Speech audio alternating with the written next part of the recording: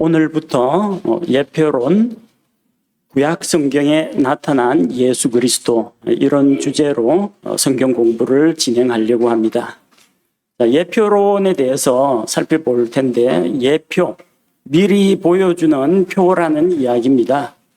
이 예표론을 공부하는 이유는 성경에 나타나 있는 구약 성경에 대한 예수 그리스도를 우리가 발견하고, 과거의 그림자와 같이 희미하고 모형으로 주어졌던 것들이 하나님의 약속에 따라서 어떻게 실체로 이 세상에 주님께서 오시고 또 그 예언들을 성취하셨는지, 그것을 살펴보기 위한 것입니다.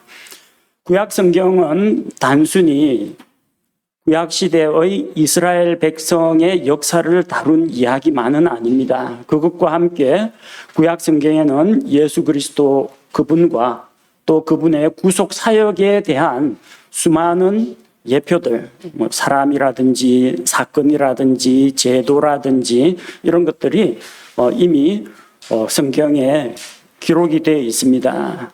그리고 신약 성경은 그 그림자요 모형이었던 그것들이 실제로 예수 그리스도의 삶을 통해서, 그분의 사역을 통해서 어떻게 실현되었는지를 보여주고 있습니다. 그래서 예표는 무엇이고 그럼 실체는 무엇인지 우리가 예를 들어서 이제 살펴보려고 합니다. 예표는 모형 혹은 표상이라고 부릅니다. 앞으로 장차 나타날 것을 미리 보여주는 것이라고 생각하시면 됩니다. 보통 새로운 신차 모델 같은 게 나올 때 제조사에서 미리 공개를 안 합니다. 대충 골격하고 형태를 보여주면 사람들이 머릿속으로 또 상상하고, 경쟁사에서도 저거는 대충 크기와 모양을 보니까 어떤 기능이 강조되었구나 하고 알아차린다는 겁니다. 그래서 실체는 있는데 실체를 커튼으로, 휘장으로 딱 가려둡니다. 그리고 뒤쪽에 불빛만 비추면 바깥쪽이 그림자 실루엣만 보입니다. 그러면은 아직 출시 전에 멀리서 대충 저런 모양이겠구나, 윤곽만 어렴풋이 봅니다. 그리고 곧 나오겠지, 그렇게 예측을 할 수가 있습니다. 그리고 나중에 진짜로 완성이 되면 실체가 세상에 등장하게 되는 겁니다. 아파트 같은 경우에 보면은 아파트 분양 사무소 홍보관 이런 데 가면요, 실제 지어졌을 아파트의 그 축소판을 정교한 모형으로 만들어 놓습니다. 101동, 102동이 어디에 있고, 앞쪽에 호수가 있고, 산책로가 어디로 뚫려 있고, 관공서는 어디 있고, 모형으로 보여줍니다. 그리고 당신이 앞으로 입주해서 살게 될 집은 저기 몇 동, 몇 호다. 그리고 모델 하우스를 보여줍니다.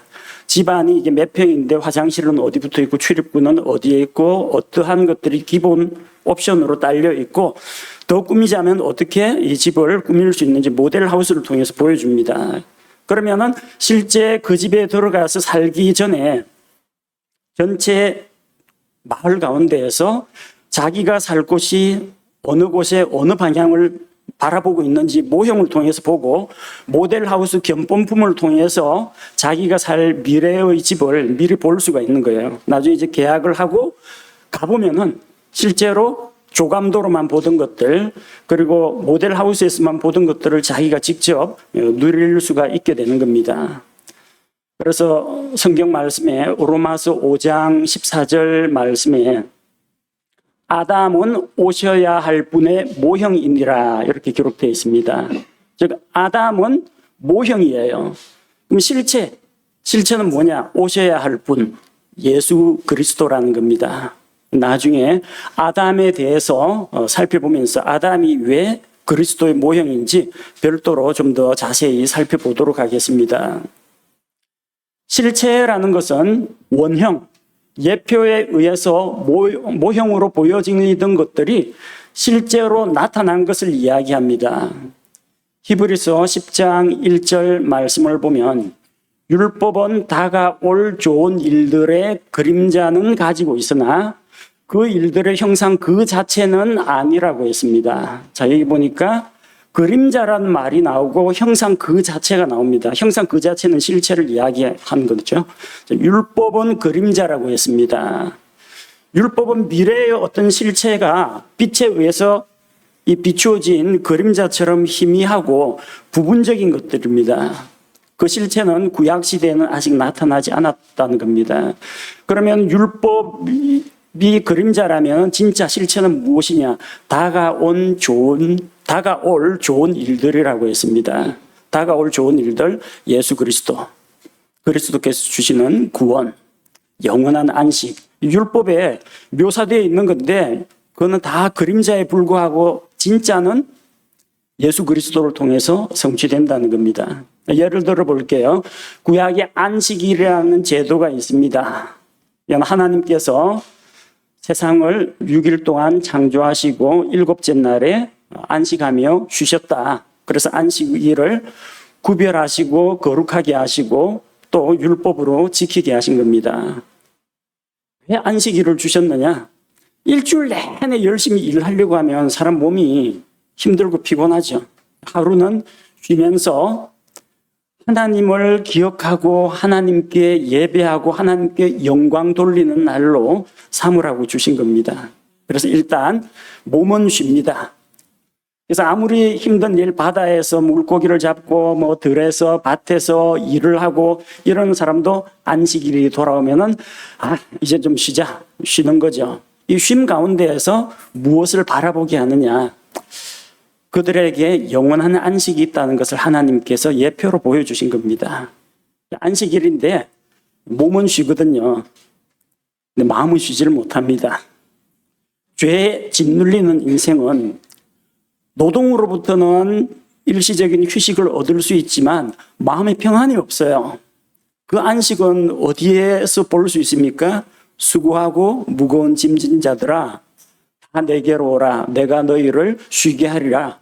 예수 그리스도 앞에 와야만 무거운 죄짐을 내려놓고 쉴 수가 있는 거예요. 그리고 나는 마음이 온유하고 겸손하니 내 멍에를 메고 내게서 배우라. 그리하면 너희가 안식을 얻는다고 했어요. 예수님을 믿을 때 우리가 죄로부터 해방되고 안식을 얻습니다.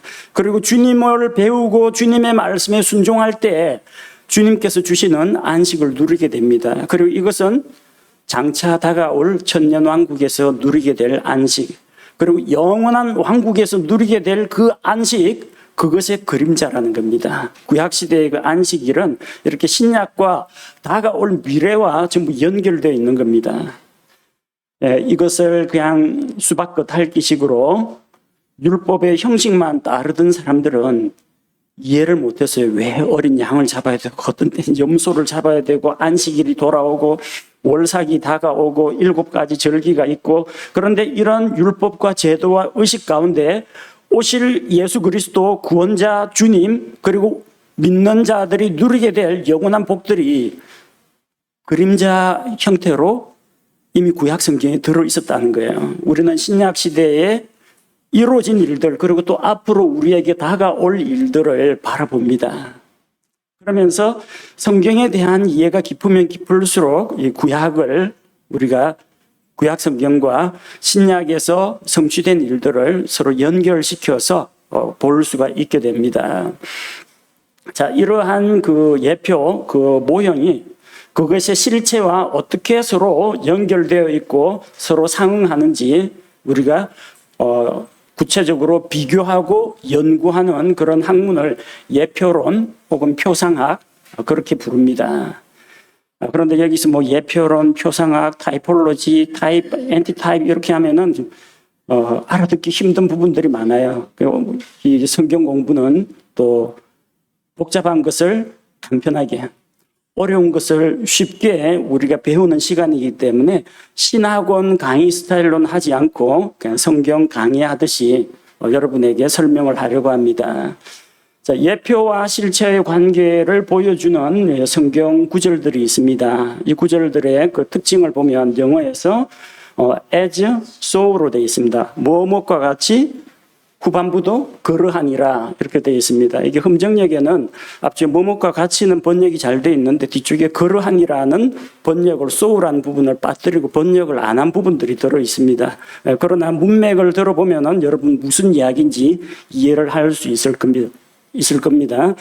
마태복음 24장 37절 말씀에 오직 노아의 날들과 같이 사람의 아들이 오는 것도 그러하리라. 자, 그 노아의 날들, 그 당시 세상의 모습과 그 죄악된 모습과 갑작스럽게 임한 그 심판과 같이 그것은 무엇을 보여주는 것이냐? 사람의 아들 예수 그리스도께서 다시 오실 날 마지막 때와 같다라는 이야기입니다. 무엇과 같이 마지막 때에도 그러할 것이라는 겁니다.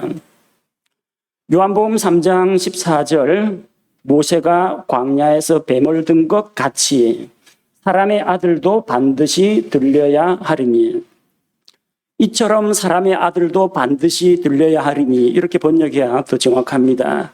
광야에서 장대에 달린 놋뱀 사건 아시죠? 민수기에서 우리가 읽을 수 있는데 그 사건과 같이 예수 그리스도께서도 나무에 십자가 나무에 달리실 거라는 겁니다. 그럼 과거 구약시대의 민수기에서 일어났던 광야의 놋뱀은 무엇을 표상하느냐?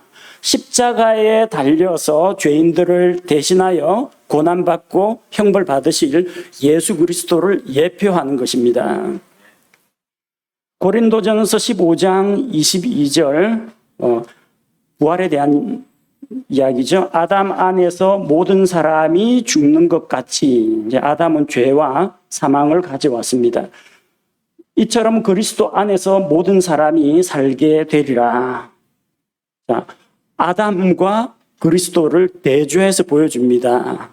아담은 처음으로 하나님께서 창조한 사람, 첫 사람입니다. 예수 그리스도는 하나님의 아들입니다. 그리고 그분을 따라서 그분을 믿음으로 수많은 하나님의 아들들 믿는 자, 예수 그리스도를 영접한 자들, 하나님의 아들들이 되는 권능을 주신다고 했습니다. 우리가 하나님의 아들들이에요. 그 첫 아들은 예수 그리스도입니다. 죽음 가운데에서 첫 열매로 부활하신 분도 예수 그리스도시라는 겁니다. 그래서 아담과 예수 그리스도는 이렇게 연결이 되어 있습니다. 다만 아담이 행한 일과 예수 그리스도께서 하신 일은 대조를 보여줍니다. 모든 사람이 죽는 것 같이 모든 사람이 살게 되리라. 대조적으로 보여주고 있습니다. 자, 예수 그리스도의 십자가 죽음과 부활에 대한 예표 요나가 그 대표적인 사례가 됩니다. 마태복음 12장 40절에 요나가 밤낮으로 사흘 동안 고래 뱃속에 있었던 것 같이 이처럼 사람의 아들도 밤낮으로 사흘 동안 땅의 심장부에 있으리라.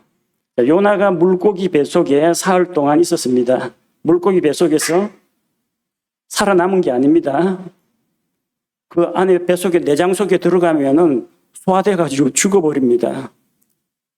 예수님도 마찬가지로 죽음을 경험했습니다. 근데 요나는 죽은 지 사흘 만에 몸은 고래 뱃속에서 죽어 있었고 영은 하나님께로 혼은 지하 낙원 세계로 갔습니다.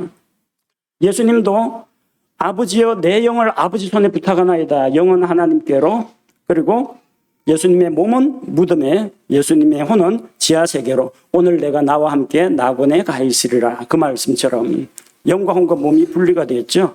그리고 요나가 셋째 날에 다시 물고기 뱃속에서 살아서 나왔습니다. 분명히 죽었는데 그런데 예수님께서 요나의 이야기를 하시면서 바로 그와 같이 예수님께서도 땅의 심장부에 밤낮 사흘 동안 사흘낮 사흘밤 동안 있다가 셋째 날에 일어나실 것을 말씀하신 겁니다.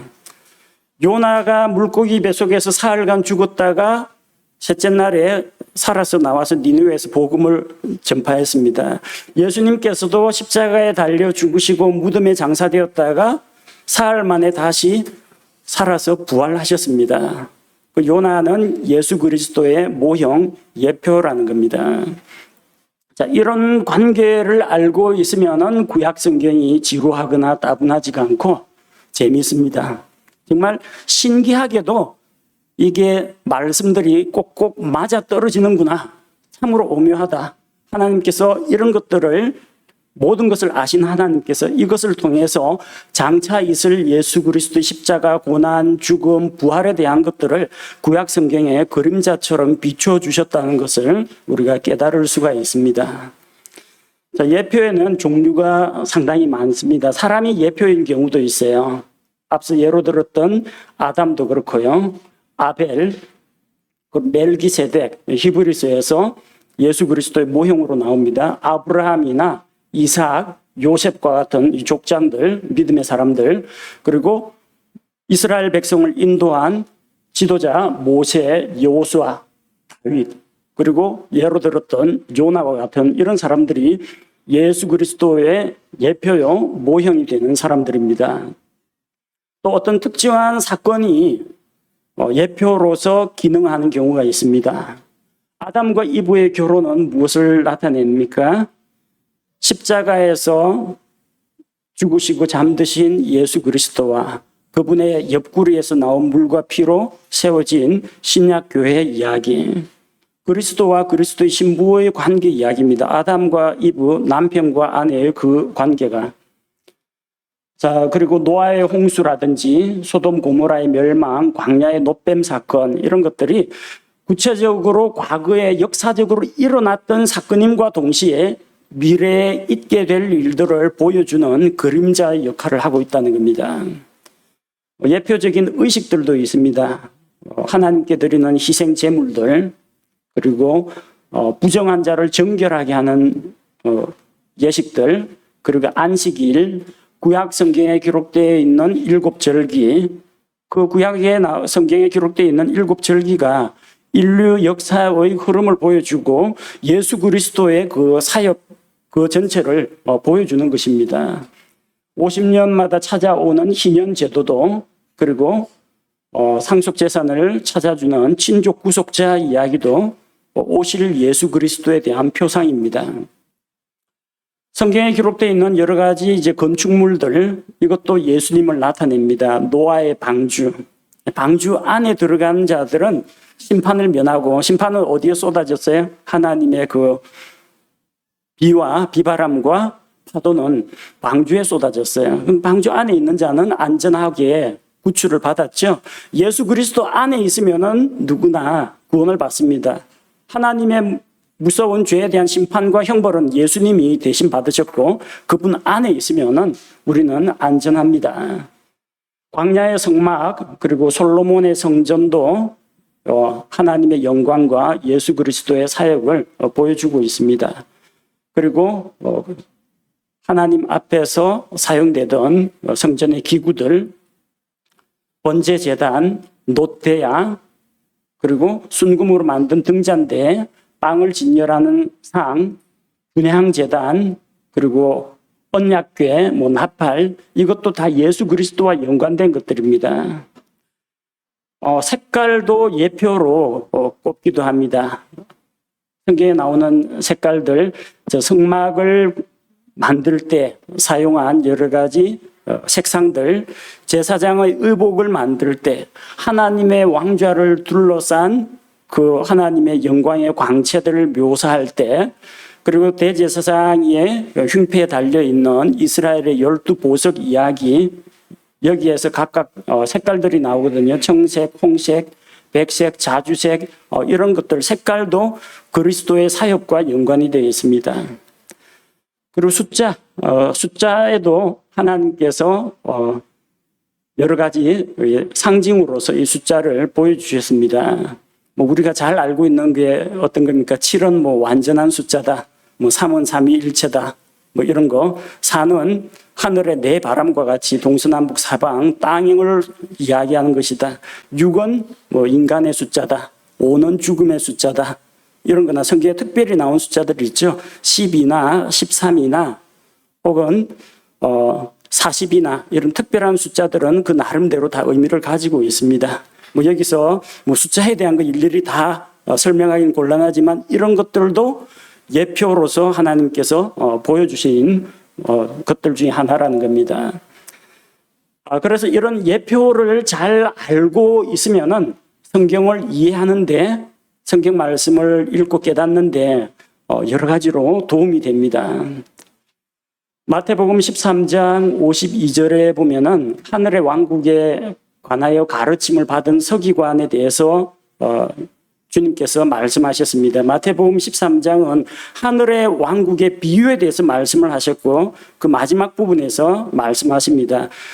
하늘의 왕국에 관하여 가르침을 받은 서기관마다 마치 자기 보고에서 새 것과 옛 것을 내오는 집주인과 같으니라 하시니라. 새 것과 옛 것. 문맥 안에서 창고에 저장된 걸 이야기할 때에는 신선한 새 포도즙과 묵은 포도즙을 이야기합니다. 그러나 이것이 의미하는 바는 창고 안에서 주인은 어디에 뭐가 있는지 다 알죠.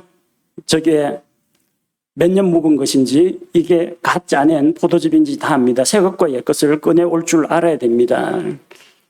편의점 알바만 하더라도 유통기한별로 물건을 쌓아놓고 어느 게 먼저 출고되고 어느 걸 먼저 팔아야 될지 다 압니다. 옛 것과 새 것이 창고에 어디에 있고 어느 것부터 내오는 게 필요한지 다 압니다. 하나님의 말씀을 맡은 사람 역시 옛 것과 새 것을 꺼내올 줄 알아야 합니다. 옛 것은 구약 성경, 새 것은 신약 성경. 옛 것은 예표, 모형, 그림자. 새 것은 실체, 원형, 그 본질을 이야기하는 겁니다. 왜냐하면은 성경이 구약과 신약으로 나뉘어져 있는데 이건 서로 독립되어 있고 서로 다르다는 이야기가 아닙니다. 신약은 구약 안에 감싸여 있습니다. 이 안에 핵이라고 할 수 있는 신약 성경이 있으면은 그 안엔 예수 그리스도 계신데 구약이 둘러싸고 있습니다. 그 구약 말씀을 깊이 읽으면 그 안에 신약이 담겨져 있다는 것을 알 수가 있습니다. 그리고 그 구약은 신약에서 펼쳐집니다. 구약에 있던 것들이 신약에서 드러납니다. 구약의 예언했었는데 신약의 예언이 완성되고 예언이 성취되는 것을 볼 수가 있습니다. 그런 관계입니다.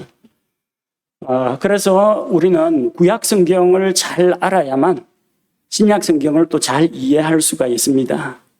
근데 일반적인 사람들의 생각은 구약 성경은 읽다 보면은 무슨 어떤 거는 역사 같고 어떤 것은 무슨 동화책 읽는 옛날 이야기 같은 전설이나 신화같이 되어 있는 그런 것처럼 보입니다.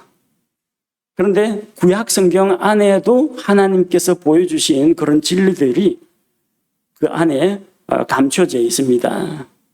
그래서 은을 구하는 것 같이 보화를 찾는 것 같이 그것을 깊이 찾고 연구하고 가려내고 하다 보면은 그 안에서 보배를 캐낼 수가 있는 겁니다.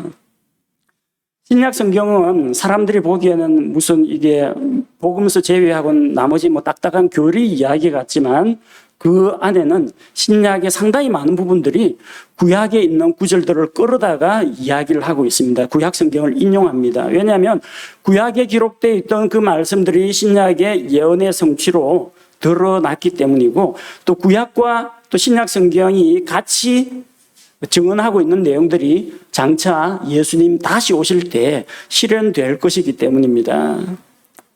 그래서 우리는 신약과 구약이 모두 다 필요합니다. 히브리서를 읽지 않고는 이 레위기의 이 제사의식이 왜 필요했는지, 레위 지파의 인간 제사장 제도와 율법이 왜 필요했는지 우리가 레위기만 읽어가지고 몰라요.